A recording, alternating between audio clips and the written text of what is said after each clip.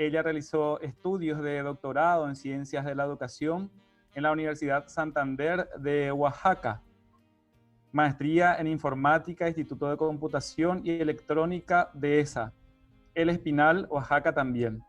Licenciada en Informática, Instituto Tecnológico del Istmo, Yuchitán, Oaxaca.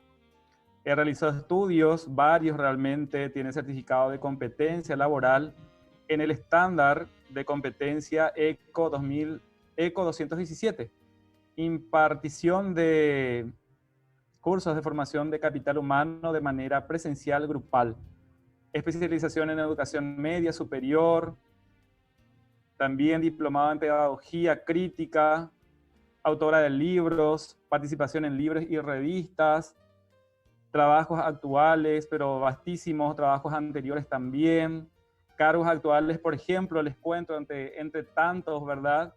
Para poder escucharla ya en breve, presidenta de la Academia Estatal de Investigación y Desarrollo Tecnológico, AIDET, dice Oaxaca de Juárez, presidenta de la Academia Estatal de Programación, Oaxaca de Juárez. Y bueno, tantos otros ponencias y talleres impartidos en congresos dentro de México, pero vastísimo, compañeros, y presentes realmente, personas que están compartiendo con nosotros. Participación en concursos internacionales, también dice presentación en Feria Tomasiana Internacional de Ciencia y Medio Ambiente, FECIAMIT. Esto, ¿dónde? En nuestro país, justamente junio de 2019 en Paraguarí, Paraguay, obteniendo acreditación a la FECITEC Girasoles 2020 en Encarnación, Paraguay. Presentación en el tercer encuentro latinoamericano de semilleros, jóvenes e investigadores con el proyecto de investigación, aplicación de la metodología de aprendizaje por proyectos en el CBTI, dice Valledupar, Colombia. Tuvo también participación en concursos nacionales, participación en otras convocatorias a nivel nacional, participación en diferentes concursos y también con menciones de honor y tantos otros que podemos mencionar realmente de la profesora con vastísimas experiencias, y es que ella estará compartiendo con nosotros hoy su ponencia, una persona realmente con una experiencia amplia realmente, y bueno, ya estamos también atentos, expectantes de escuchar a la profesora adelante. Profesora Blanca Elia, la escuchamos. Gracias, buenas tardes. Gracias por la presentación tan amplia que me hicieron. Realmente solo hacemos algo posible para que tanto los alumnos como nuestros mismos compañeros podamos seguir compartiendo conocimientos con nuestros alumnos. Voy a empezar a compartir mi pantalla, espero que me lo permitan.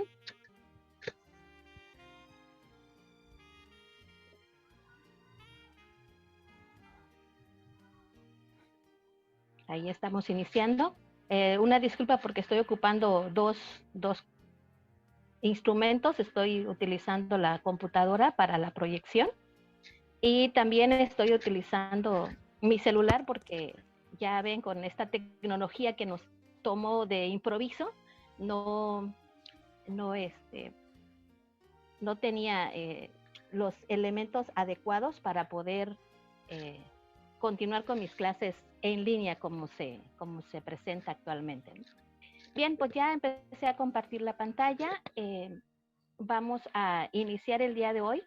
Primeramente saludándolos, muy contenta de estar nuevamente en este ahora virtual, en este encuentro internacional virtual. El año pasado tuvimos la gran fortuna de acompañarlos en el encuentro presencial ahí con ustedes en el Colegio de Capiatá y en la Visitec de la primera edición internacional. Muy contenta ahora en estar con ustedes a nivel virtual.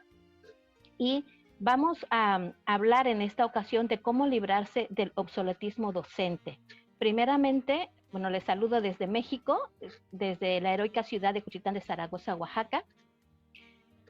Y vamos a empezar a hablar en la ponencia acerca de dos momentos principales y luego iremos desarrollando más. Acerca del tiempo, de acuerdo a la Real Academia de la Lengua Española, el tiempo se mide como una magnitud física que permite ordenar la secuencia de los sucesos.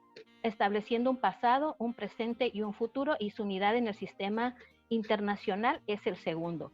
Sin embargo, lo que vamos a ver en esta ponencia no es el concepto de tiempo, sino cómo se mide ese tiempo en la vida real. ¿Cómo se aplican esos diferentes momentos con respecto al tiempo y las diferentes circunstancias de la vida? También cómo ha pasado el tiempo entre la sociedad y la educación, que es lo que nos atañe. Y el siguiente concepto, que es el concepto de obsoleto, que es parte de nuestro título, proviene del latín obsoletus, adquiriendo los significados de poco usado y anticuado, inadecuado a las circunstancias actuales. Vivimos en un mundo en la que esta palabra se utiliza muchísimo, sobre todo con los jóvenes. Para todo, los jóvenes nos mencionan que lo que nosotros usamos, traemos o trabajamos se encuentra obsoleto. Sin embargo, la interpretación del significado del término, ¿es el adecuado? Es lo que vamos a ir definiendo en el transcurso de la ponencia. ¿Cómo se consideran esos métodos educativos en este tiempo de fast food o comida rápida, considerados por Bauman como atajos en esa insatisfacción de las necesidades? ¿Realmente estamos preparados para la adquisición y la transmisión de conocimientos mediante nuevos métodos? Uno de los valores en la enseñanza que promueve Morain es enseñar la comprensión en todos los niveles educativos, mencionando que la humanidad en general se encuentra en un estado de incomprensión, lo que ha provocado tanta barbarie en el mundo. Estamos entonces viviendo en tiempos de cambios acelerados que no alcanzamos a dimensionar. Existe una brecha grande entre docentes y alumnos, como lo muestro en la gráfica. El docente todavía utilizando las herramientas comunes, el pizarrón, el GIS, materiales físicos, y los alumnos ya con tecnología, precisamente por los términos que se han estado utilizando del nativo digital y el migrante digital. Sin embargo, no alcanzamos a dimensionar esa brecha, por lo que estamos ensimismados en otro tipo de problemas, en otro tipo de ambientes, tanto políticos y éticos y también culturales, que acompañan a la educación, como lo menciona Freire en su tercera carta. Pues bien, vamos a iniciar entonces recordando esos conceptos que mencionamos, el concepto de obsoleto. Al hablar de obsoleto se habla de algo poco usado. Ahí en la gráfica presento algunos elementos que nosotros obviamente conocimos y usamos, pero que actualmente ya están en desuso. Otra parte del concepto de obsoleto es inadecuado a las circunstancias actuales.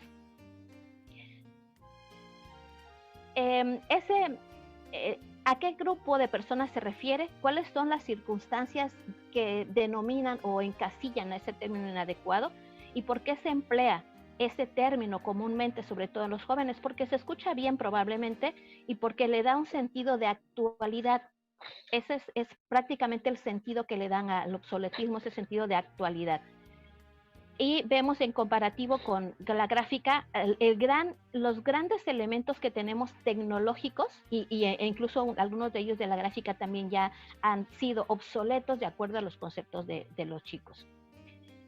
Pero vamos a dar una introducción. Hace algunos años, al iniciar un curso en el nivel medio superior, yo laboro en dos instituciones, una de nivel medio superior y otra de nivel superior. En una de las lecturas, la parte de habilidad verbal, se mencionaba una historia del grafito, y una de las preguntas finales era que si el grafito era obsoleto. Obviamente se habló de toda la historia del grafito, de cuando se descubre, de las minas, etcétera. Y al término de la lectura se le pregunta a los jóvenes si consideraban que el grafito era obsoleto. Entonces me llama la atención que en el momento de compartir las respuestas, uno de los estudiantes dice que sí, que el grafito es obsoleto. Entonces se le invita a analizar con qué instrumento estaba escribiendo esos apuntes en esa clase. Y dijo, bueno, en México se conoce como portaminas o lapicero, que ya ahí se ve en la gráfica más parecido a un bolígrafo. Sin embargo, el componente principal es el grafito. Entonces, ahí vemos en la gráfica cómo hay un lápiz convencional de madera, que ahorita hay muchísimos cambios, incluso hay lápices ecológicos, hay lápices que le colocan unas semillas en la parte del borrador para que cuando se termine de usar uno lo pueda sembrar y florezca algo, ¿no? Entonces son muy, muy bonitos. Sin embargo, ¿cuál es la esencia de nuestros lápices, aunque sean de portaminas, aunque sean de los más modernos? Es el grafito. Lo que contiene esa punta que ahí vemos en la gráfica, en esta parte, esta puntita que contiene, el que nos da la parte de escritura en nuestras hojas de papel, pues es el grafito precisamente. Entonces veamos cómo para todos se convirtió en una palabra de moda el mencionar el término obsoleto. El mencionar ese término obsoleto, sin embargo, ¿cómo la usamos para todo? ¿Y realmente la estamos empleando bien? ¿Los docentes somos obsoletos? Nosotros tenemos muchas experiencias en cambios.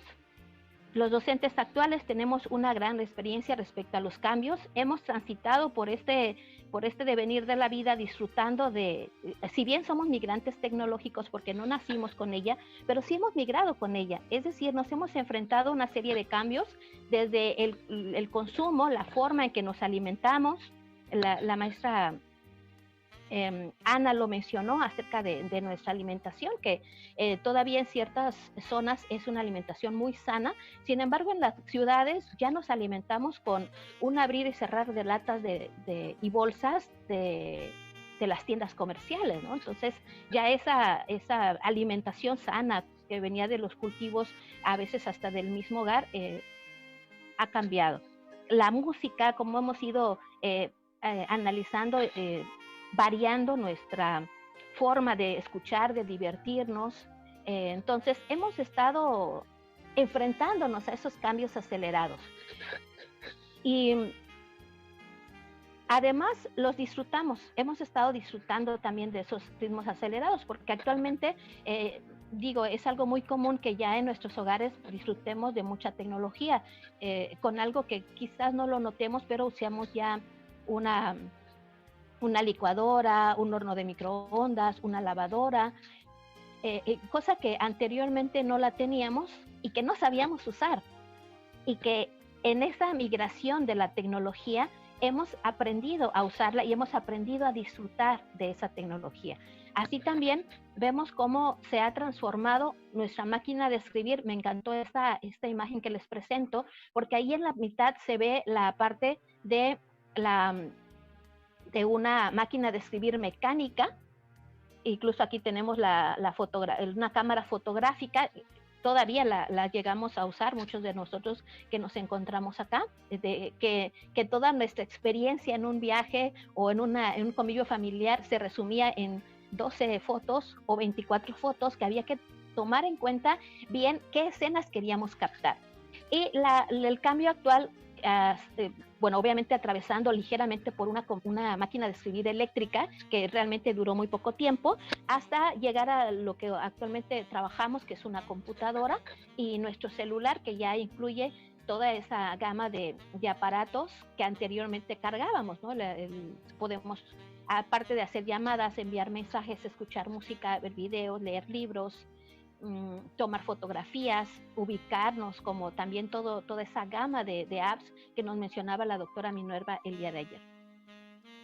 Y también, obviamente, en este cambio hemos pasado por los cambios en la tecnología. Aquí presento en la parte central cómo surge el primer aparato llamado celular, que surge, se llama Handy Talkie, y cómo se transforma. Aquí vemos toda la evolución de los teléfonos de casa hasta la evolución de los teléfonos celulares y más aún, que sigue cambiando.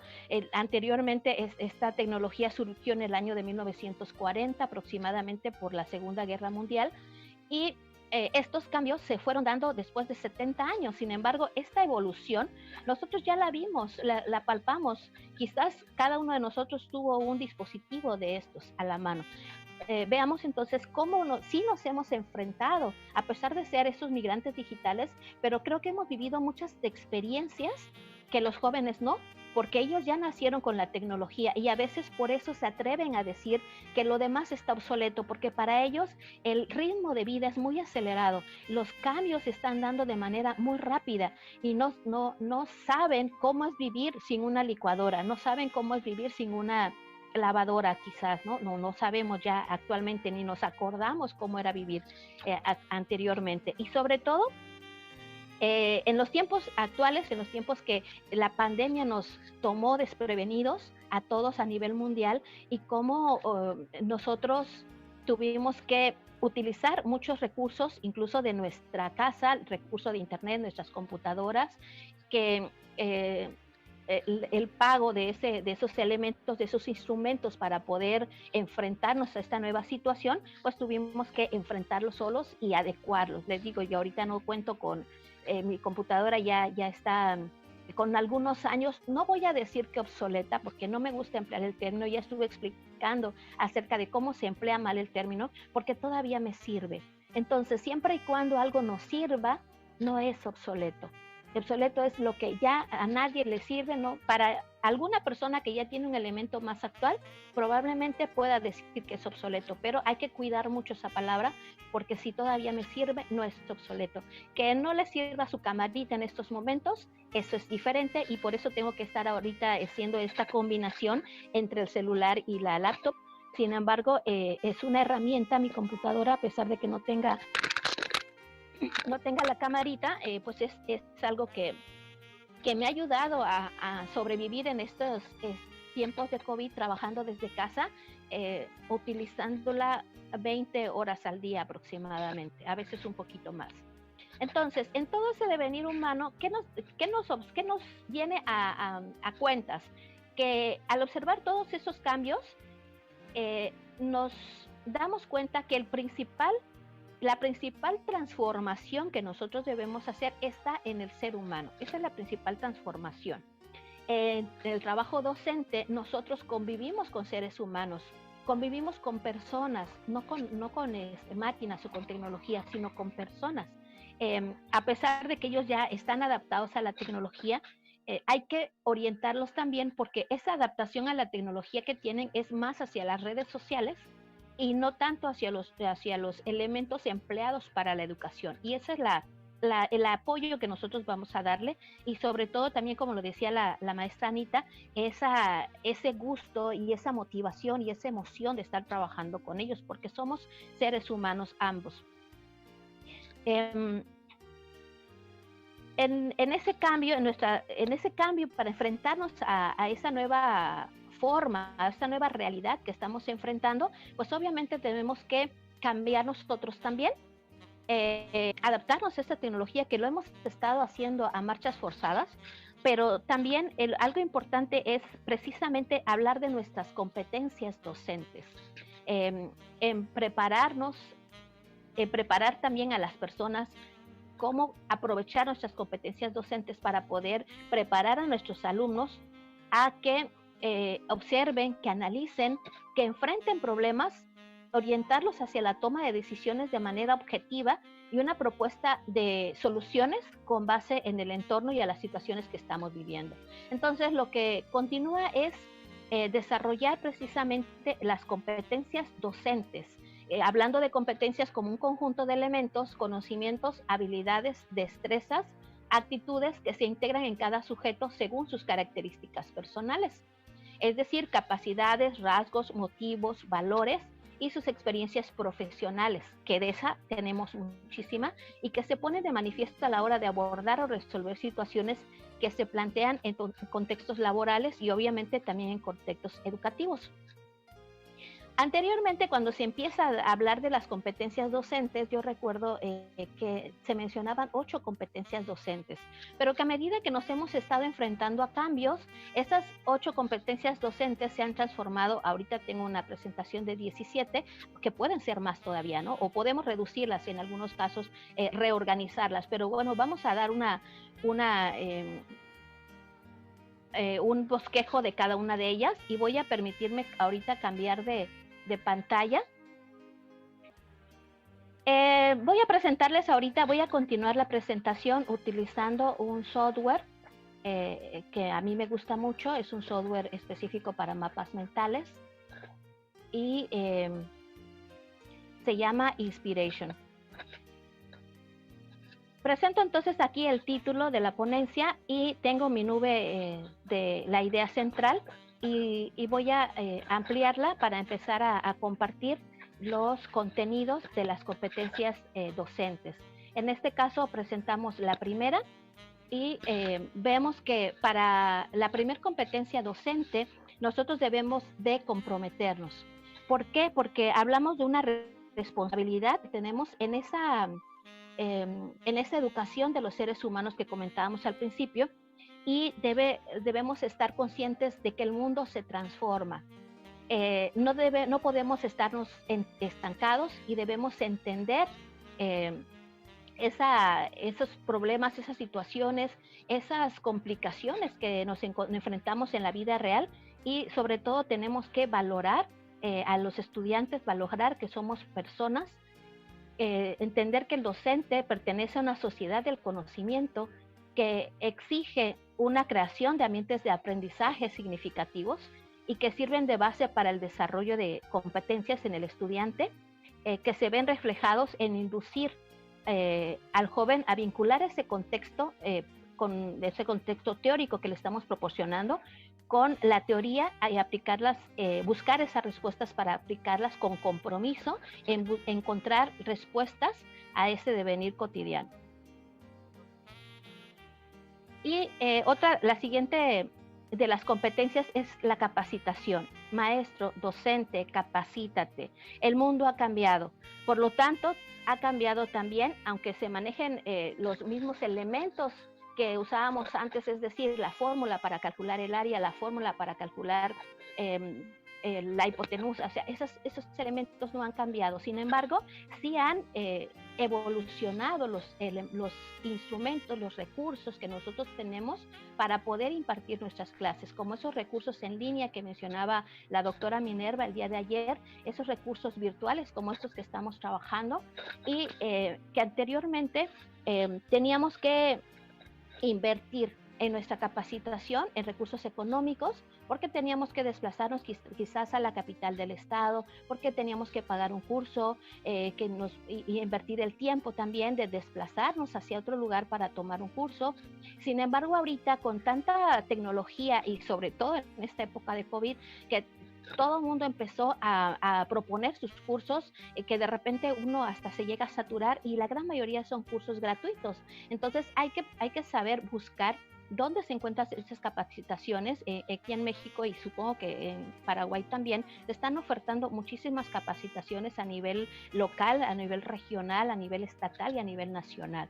Entonces, nuestras escuelas afortunadamente están ocupados en brindarnos esa capacitación, más todo lo que ofertan los espacios a nivel nacional, ¿no? Que de repente sí tenemos que controlar bien nuestros tiempos para poder cumplir con todas esas exigencias de los cursos, pero ahí está la capacitación. También entonces debemos, algo importantísimo es la organización y planificación. Organizar desde nuestros tiempos para poder realizar todas las funciones que nos convienen trabajar. Y también, hablando de la parte educativa, organizar esas estrategias educativas que tenemos para poder realizarlas en miras al beneficio de nuestro quehacer docente. Esas estrategias nos ayudan a planear. En esa planeación debemos tener objetivos bien definidos para poder siempre tener la visión final para que así dosificar nuestros contenidos programáticos y poder llegar a ese objetivo que nosotros nos planteamos en un principio. Sobre todo, nos lo comentaba la maestra Anita en la conferencia pasada, acerca de la reducción que se tuvo en la planeación del ciclo escolar. Entonces, a nivel medio superior y superior también nos afecta, porque también en lugar de tener 16 semanas, estamos teniendo 12 semanas. Entonces, tenemos que ajustar esa planeación. La dosificación de nuestros contenidos y sobre todo algo muy importante que podemos trabajar, el aula inversa que tanto nos están recomendando.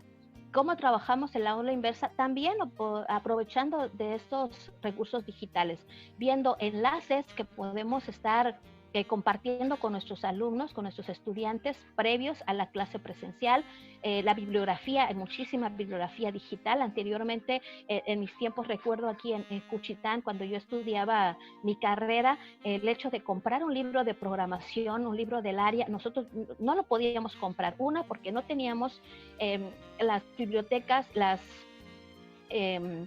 los espacios de venta en nuestra región, era hasta la capital del estado o hasta la capital del país, y además los recursos, los libros de programación siempre, como todas las especialidades, siempre son muy excesivos.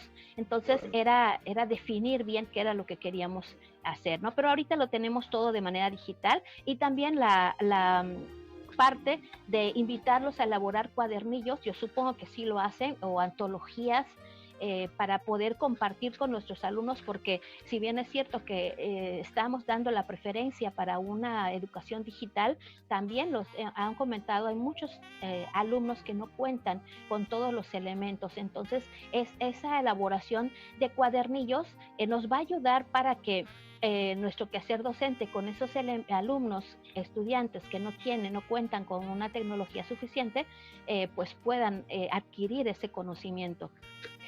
Y con eso cierro esta parte de esta competencia y nos vamos a la siguiente, que es sé tolerante.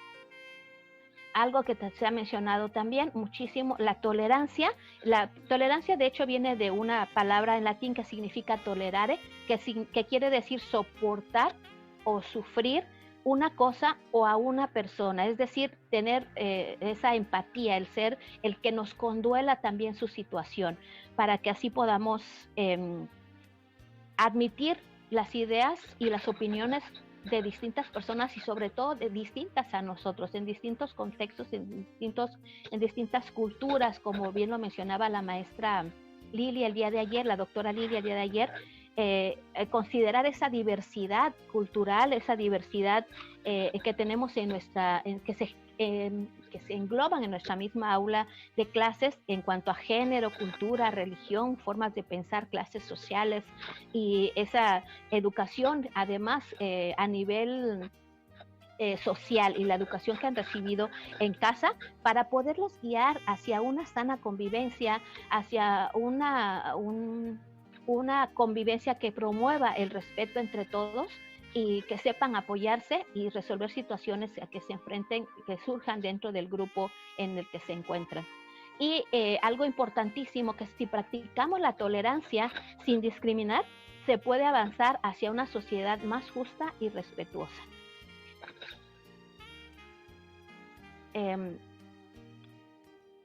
Me emocioné y ya no aperturé los elementos que tenía de latín tolerare, la diversidad, la educación y promover ese respeto.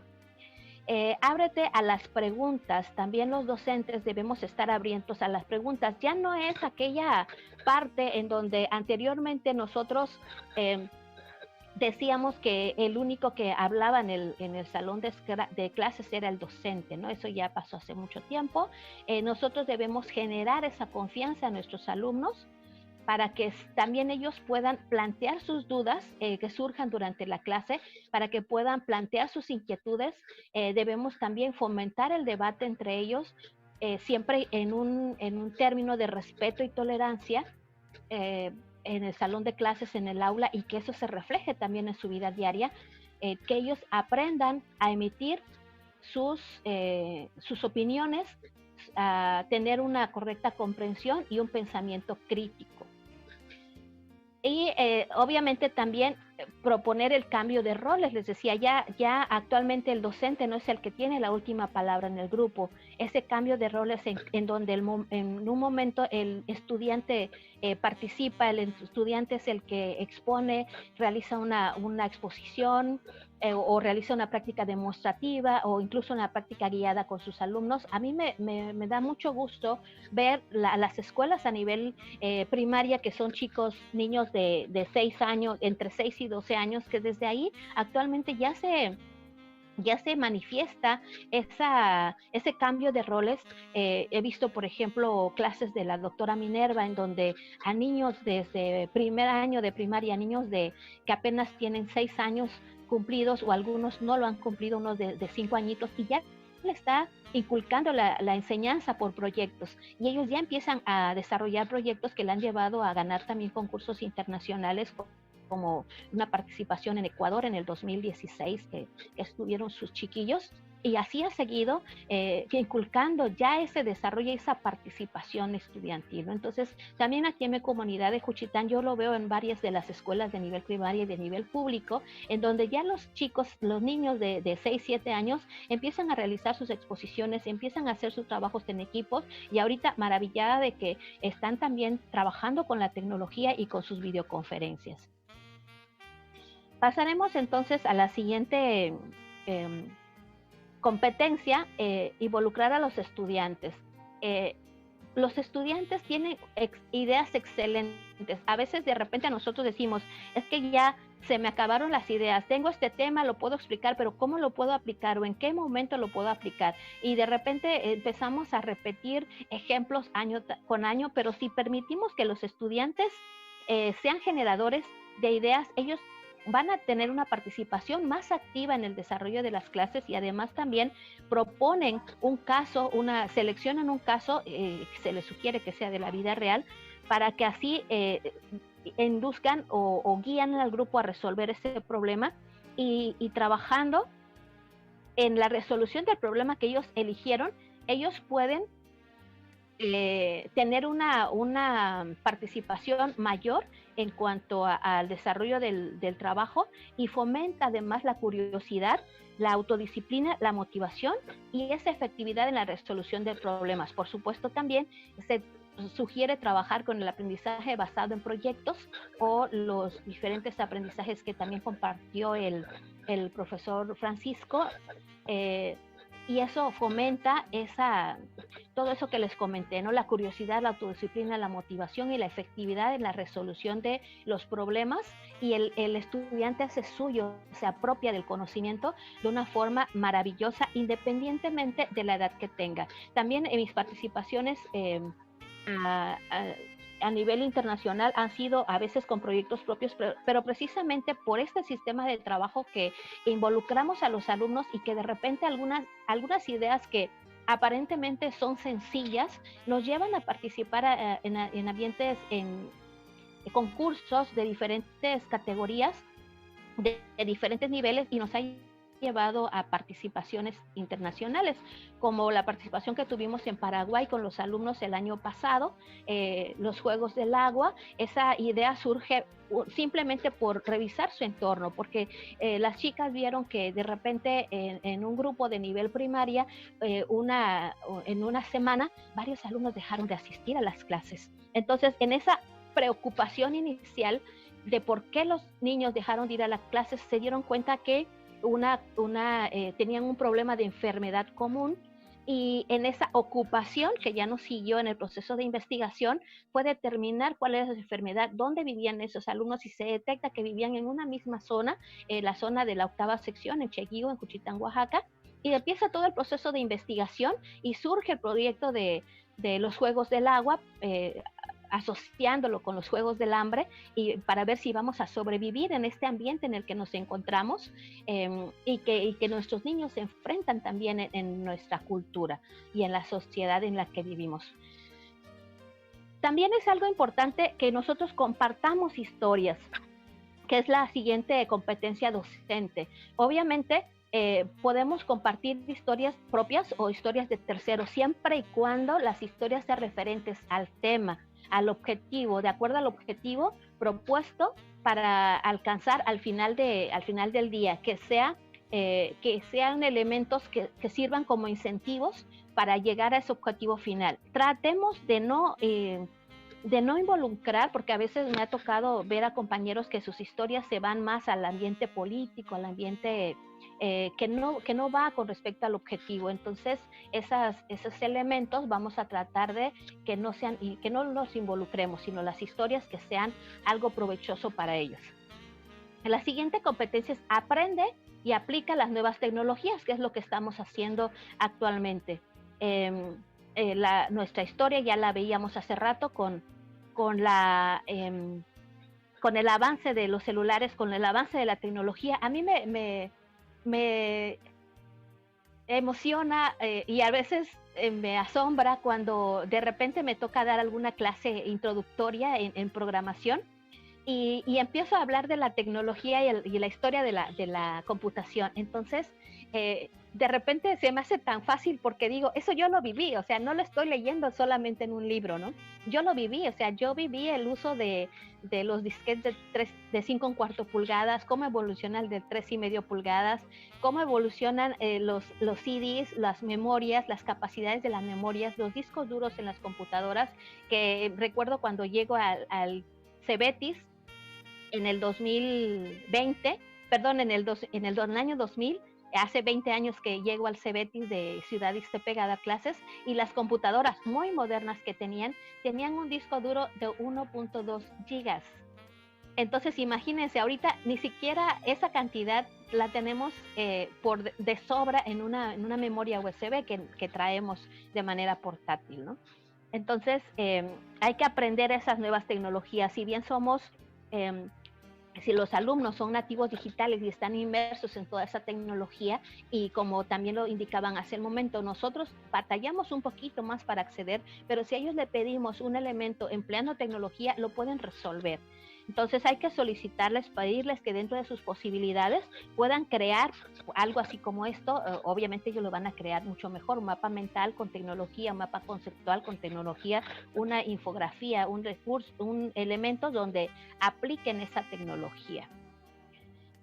Porque para ellos es relativamente fácil. Ya para los migrantes digitales quizás no tanto, pero sin embargo estamos trabajando en eso. En esta pandemia yo he tenido la oportunidad de platicar con compañeros de mi región, de mis escuelas, de mi estado. Al tener esos cargos que tengo a nivel estatal, puedo tener la voz de los compañeros a nivel estatal y participaciones nacionales también, acerca de que no nada más están utilizando el correo electrónico para comunicarse con sus alumnos. La gran mayoría tiene sus grupos de WhatsApp, han utilizado plataformas como Edmodo, Moodle, Google Classroom, Schoology.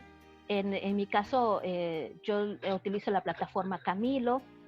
Entonces, estamos inmersos en las tecnologías, estamos trabajando para llegar a ellos.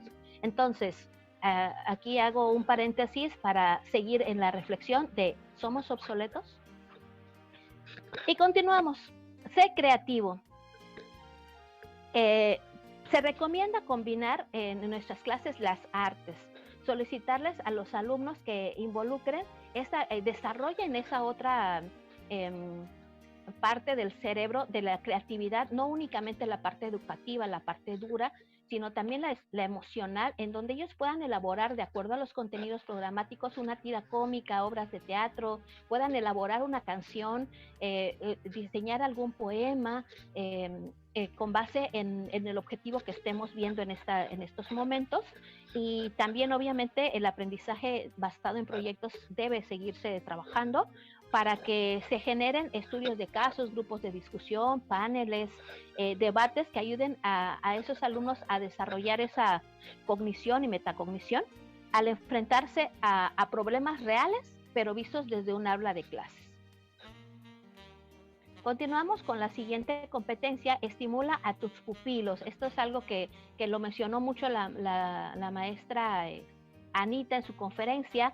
Estimular a los pupilos, a los estudiantes, a generar esa confianza en sí mismos. A veces, siendo adultos, a nosotros nos falta confianza, ¿no? Entonces, pensemos a nivel de nuestros alumnos, nuestros estudiantes, y estimulemos esa confianza, ayudémoslos a establecer metas, ayudémoslo también a planear y a reconocer. Obviamente siempre con base en el ejemplo, sabemos que se aprende más con lo que, no nada más con lo que nos dicen, sino lo que vemos que estamos haciendo y que estamos compartiendo.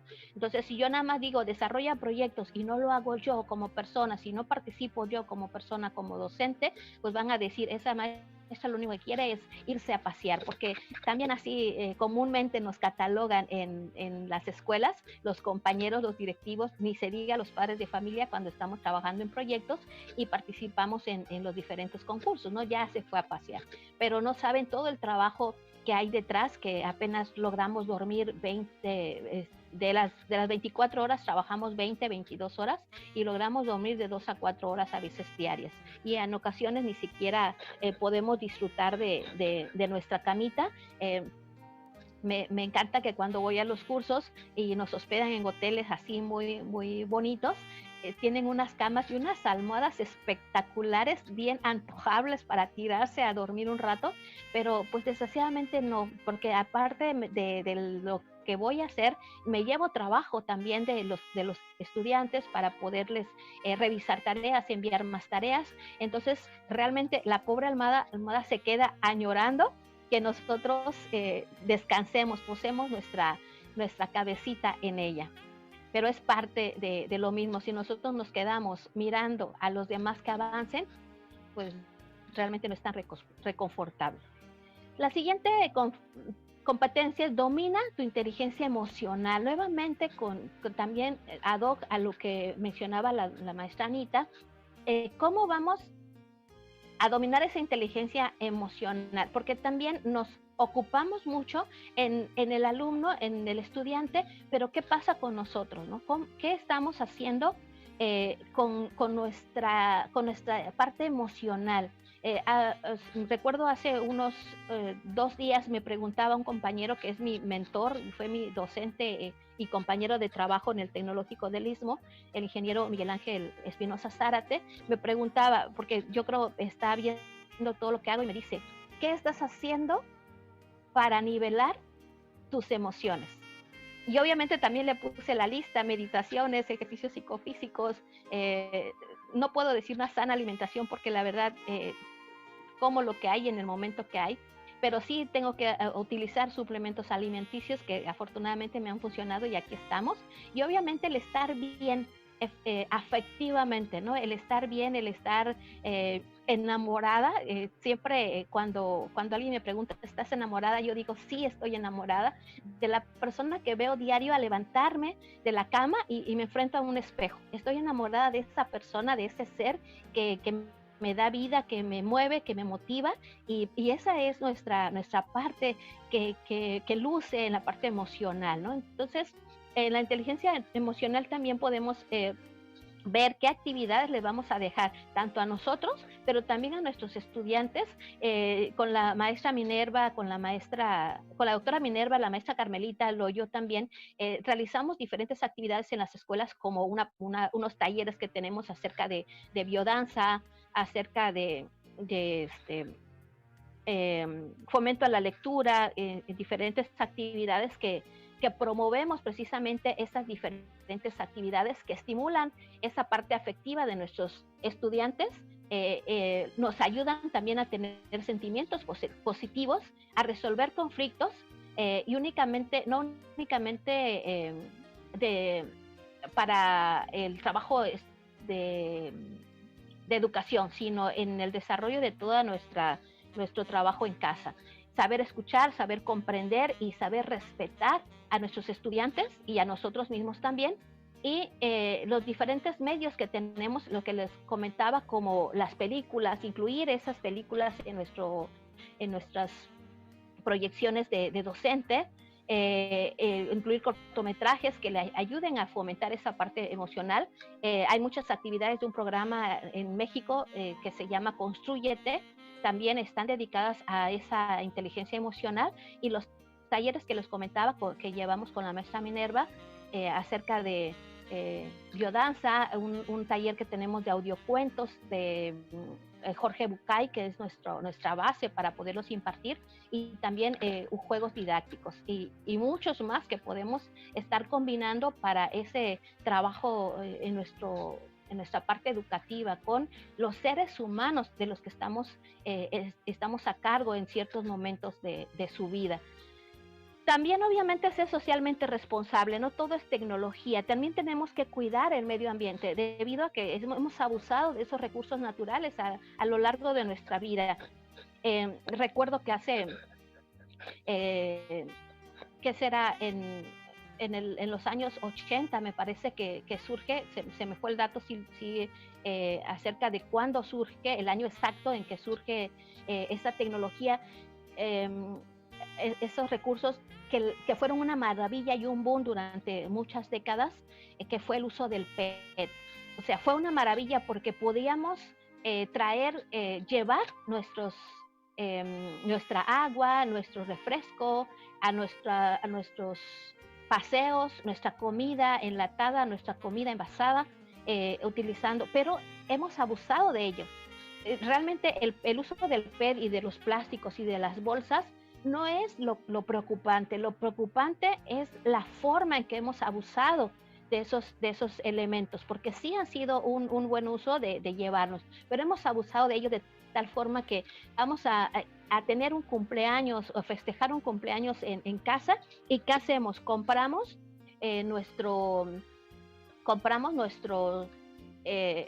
nuestras docenas o bolsas de platos desechables, de vasos desechables. Cuando yo les pregunto a mis hermanos, y bueno, ¿por qué están comprando tantos plásticos si estamos en casa? Vamos a utilizar nuestros platos de casa, nada más es un convivio familiar.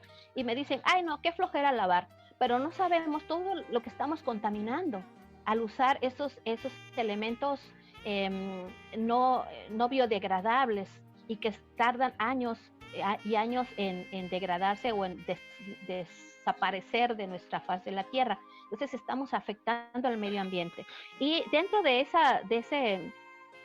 esa apoyo para los recursos naturales, ¿qué podemos hacer? Podemos implementar acciones, debemos implementar acciones, no nada más nosotros en nuestra casa, sino también fomentar en nuestros estudiantes realizar estas acciones. Algo tan sencillo como la basura, no dejarla tirada en cualquier lugar.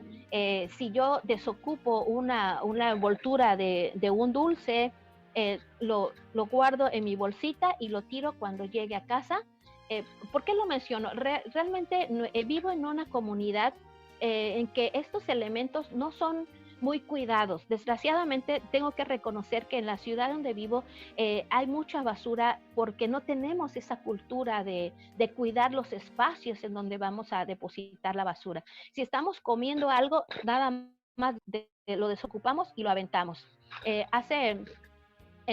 Más o menos del 95 al 99, yo viví en un estado hermosísimo que se llama Morelia, también aquí en México, y al llegar ahí me llamaba mucho la atención que en las fiestas patrias que lo festejaban el 15 de septiembre y el 30 de septiembre en honor a Morelos, era una fiesta grandísima, y en esa época hay mucha caña. Ustedes saben que la caña es deliciosa, pero era una exagerada cantidad de caña que habían en el parque. Si eran 10 puestos de caña era poco. ¿Y qué hacían las personas? Les vendían unas bolsas grandes de caña, obviamente con su salsa. Sí, bueno, aquí en México ya saben que para todo es picante, con su salsa picante, limoncito, salsita, y pues la andaban comiendo en el parque. Y lo único que hacían las personas es, de la boca, ni siquiera pasaba las manos, de la boca pasaba al piso. Entonces caminábamos en el parque sobre una alfombra de caña masticada. Desgraciadamente eso se vivía en Morelia en esos tiempos. Entonces yo me asombraba y decía, pero ¿por qué está esta caña tirada? Cuando empecé a observar, vi que las personas así, era su cultura, ¿no? Entonces, desgraciadamente no estamos con esa cultura de colocar nuestra basura en su lugar, y además reutilizarla, ¿no? Porque no todo es basura. También en esos tiempos en Morelia se empezó a ver esas campañas de separación de basura desde los años 1900 por ahí. Acá en mi pueblo es más reciente. Y se hablaba precisamente de esa basura sucia y de esa basura limpia, ¿no? De esa basura limpia que podemos reusar, que podemos reutilizar. En muchas ocasiones al hacer proyectos con la maestra, con la doctora Minerva, nos reímos porque decimos, es que nosotras somos pepenadoras, nos vamos a los botes de basura y rescatamos los... Eh, esas cartulinas que los estudiantes después de usarlo lo tiran a la basura, o si necesitamos platos, vasos, de ahí los vamos utilizando y reutilizando para alguna actividad, para alguna manualidad, para algún taller. Entonces, realmente no todo es basura, mucho se puede reutilizar. Y evitar también el uso de plásticos. ¿Cómo? Podemos llevar a nuestro medio de trabajo nuestro recipiente con el agua, con el cafecito. Me encanta que ustedes en Paraguay y en otros países, Uruguay, Chile, Argentina, llevan su tereré a todas partes. Y no es un medio desechable, sino que lo llevan en su tereré o en su mate, que es fantástico porque así no están utilizando desechables, ¿no? Entonces, es parte de eso, de llevar nuestro consumo de nuestra casa y reutilizamos y aplicar las 3 R's en todo lo que nosotros veamos, ¿no? Que se puede reutilizar, reusar o reciclar. Y en nuestras actividades escolares también trabajarlas. Un ejemplo de lo que les decía es en los talleres que tenemos para los juegos didácticos, nosotros utilizamos, en lugar de, hicimos un juego de lotería. En México existe el juego de lotería que es el tradicional, son fichitas rectangulares con imágenes, y hay unas cartas que se llaman tablas en donde se encuentran esas imágenes, y hay una persona que se le llama cantor que va anunciando las cartas que van pasando, de tal forma que cuando una persona vaya localizando esas cartas en su tablón, en la tabla que tiene, y completa, grita lotería. Entonces hemos modificado ese juego, adaptado a un libro porque es fomento a la lectura, pero también el uso del material reciclado. Las tablas las hacemos con cartulinas, que ya les digo cómo las obtenemos, con pedazos de cartón de las cajas que ya no se usan, cuando se venden las camisetas también, nosotros utilizamos una partecita de cartón que le ponen adentro, esa también la utilizamos, y las cartas, en lugar de hacerlas rectangulares, utilizamos los CDs que tanto se han utilizado y están ahorita formando una parte de basura impresionante. Entonces reutilizamos esos CDs, y ahí en la carta de los CDs imprimimos la figura de la lotería que estemos empleando. Entonces realmente ese material que tenemos para el juego de mesa, todo es material reciclado. Y así podemos dar muchísimos ejemplos, y sé que ustedes también lo hacen, pero tenemos que fomentar ese trabajo también en nuestros alumnos. Otra competencia es aprender un nuevo idioma. Aquí me encanta, felicito mucho a Paraguay porque tienen su lengua nativa, el guaraní, que me encanta, me fascina. Gracias por la presentación que dieron hace rato, bueno, por el agradecimiento que le dieron al profe Francisco en su lengua nativa. En mi región también hablamos el zapoteco, pero desgraciadamente yo no lo domino como me gustaría. Sin embargo, algunas cositas, algunas palabras sí sé, y me puedo comunicar con las personas en mi idioma materno y el español. Pero también debemos aprender un nuevo idioma, porque el aprender un nuevo idioma nos facilita el estudio de libros técnicos, nos saca, por supuesto, de nuestra zona de confort, y nos acerca a medios tecnológicos, a esos medios tecnológicos que actualmente están muy populares y tienen una parte gratuita, como por ejemplo Duolingo o LingoChamp, que son apps, son aplicaciones tanto para celulares como para escritorio, para computadoras, en donde nos facilitan el estudio de un nuevo idioma. Y aunque vamos a paso lento, vamos a nuestro propio ritmo, a nuestro propio paso, a nuestro propio nivel, pero sí al menos nos ayuda a poder entender un poquito las participaciones o la forma de pensar, la cultura que tenemos en otros ambientes y en otros países. Por supuesto, trabajo en equipo, aunque ya actualmente se ha cambiado ese término por trabajo colaborativo, que es más ad hoc, más específico, el trabajo colaborativo, incluso entre nuestros mismos docentes, que nosotros podemos aplicarlo, aprovechar las experiencias docentes, las estrategias que podamos compartir con nuestros compañeros y socializar los conocimientos que cada uno de nosotros tenga y fomentando también esa capacitación entre pares que podemos lograr con nuestra comunidad docente. A nivel de estudiantes también podemos, déjenme cierro esta para que no me estorbe, ahí está, a nivel de estudiantes también los estudiantes se involucran, los estudiantes aportan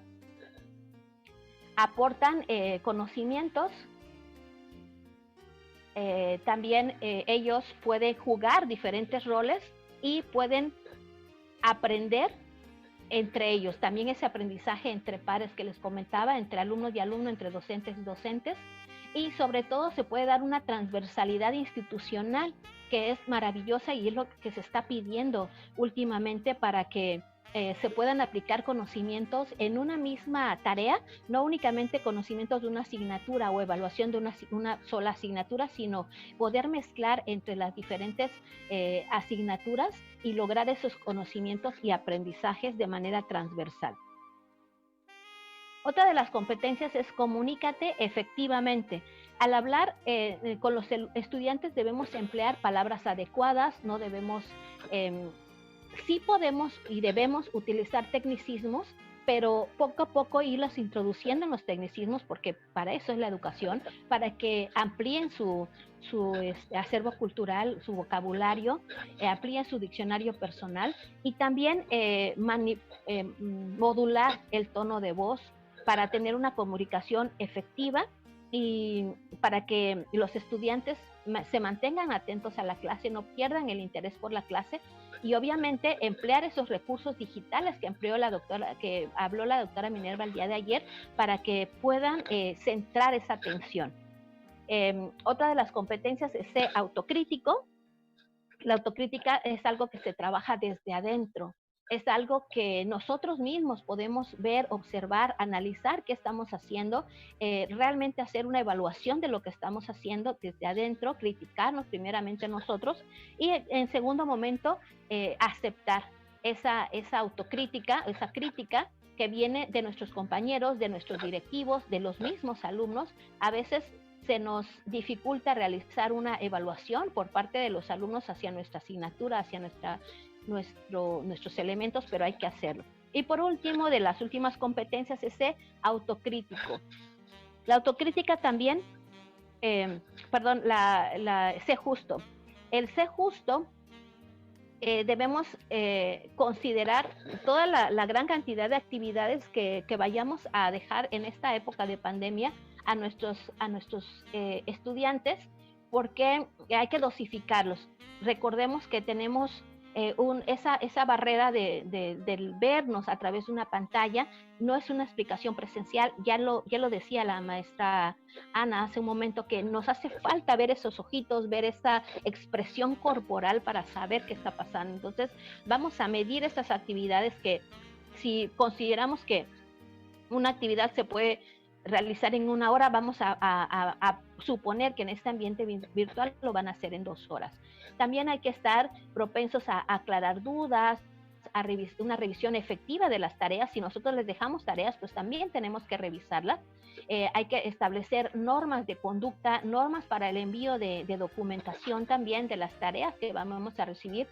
Reconocerles, por supuesto, el esfuerzo que están haciendo, porque no sabemos cuál es la situación que ellos están viviendo en casa, cuál es la guerra interior que tienen ellos viviendo, lidiando, para enfrentarse con esas actividades que nosotros les estamos provocando. Nosotros mismos en este ambiente que hemos trasladado a la escuela en casa, he visto a maestras de primaria que tienen en su pared de casa, ahorita están colocando todo su abecedario para poder arrancar las clases. Nosotros mismos tenemos espacios que compartimos con nuestra familia, que compartimos con nuestros padres, con nuestros hermanos, con nuestros hijos, con nuestros sobrinos, y que también pues tenemos que Si nosotros nos enfrentamos a esos problemas, imagínense en una casa común en México, pudiéramos hablar de que en una familia mínimo hay 4 hijos en un promedio, y que esos 4 hijos pudieran estar en edad escolar, y que esos 4 hijos en el mismo momento se le juntarían clases virtuales, clases en videoconferencias, y que probablemente solo tengan un equipo de cómputo en casa, ¿no? Reconocer esa individualidad para ver el ritmo de esfuerzo, de nivel de aprendizaje, de desarrollo de proyectos, y recordar que estamos en un tiempo de contingencia, que nadie pidió estar en esta pandemia, que nadie pidió estar encerrados en casa y ahorita comunicarnos, que es una maravilla el Internet, porque nos da una ventana al mundo, una ventana maravillosa al mundo a través del Internet, de la web, de las redes sociales, y que depende de nosotros qué cortinas le pongamos a esa ventana, ¿no? ¿Qué es lo que queremos ver en esa ventana? Y bueno, con respecto a las competencias docentes, lo dejo hasta acá. Voy a retomar mis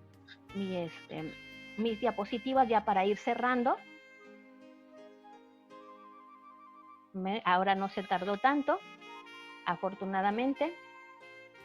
Y en estas diapositivas vamos a ir cerrando las actividades de esta ponencia.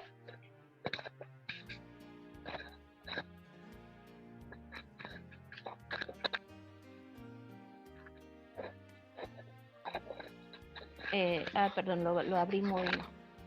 Tenía esto preparado por si el internet se bloqueaba cuando estuviera precisamente en que casi me pasa, pero bueno, lo pudimos superar.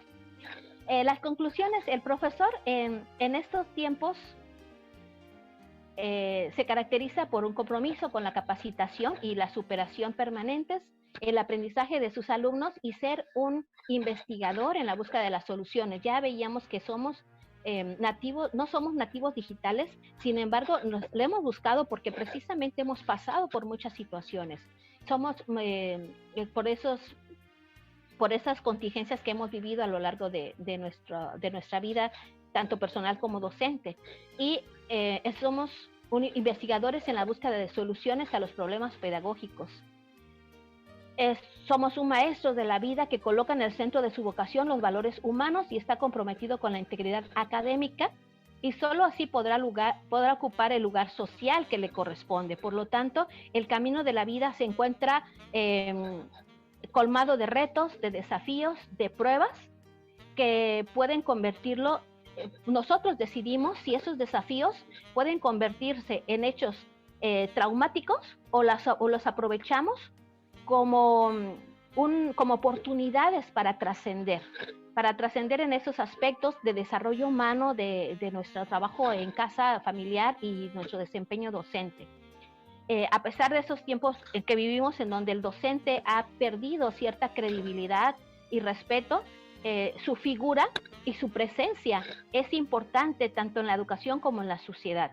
En los docentes se encuentra esa gran responsabilidad para mostrar a los estudiantes los diferentes caminos, no únicamente en cada fase, sino en una clase, en la clase que nos toca vivir con ellos, sino ellos también puedan decidir en el entorno en donde viven, en la parte de casa, en la parte cultural en que ellos se enfrentan, y obviamente podérselos mostrar, como les decía hace un momento, mediante el ejemplo.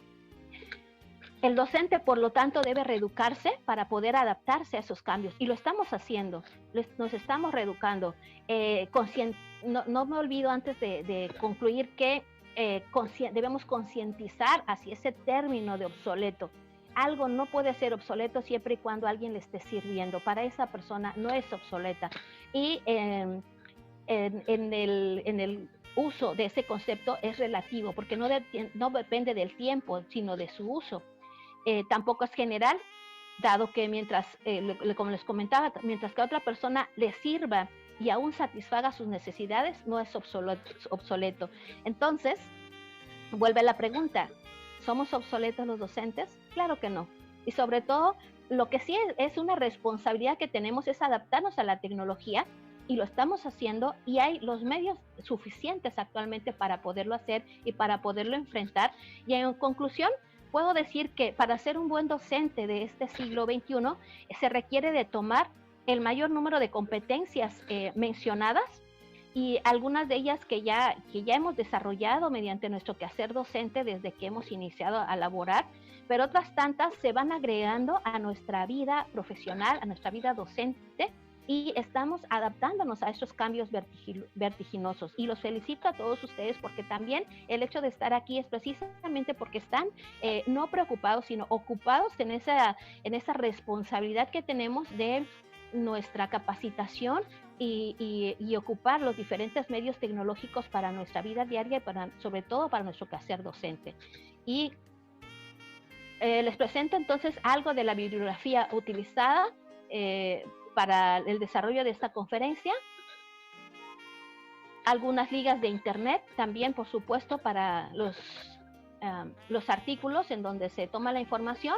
Y me despido con una frase de Freire que dice: la educación no cambia al mundo, cambia a las personas que van a cambiar al mundo, de Paulo Freire. Gracias, Aguijé, en guaraní, o Esquichepelatu en zapoteco. Me despido con mis datos de correo por si alguien gusta comunicarse posteriormente. Y bueno, estamos abiertos a la sesión de preguntas y comentarios. Gracias.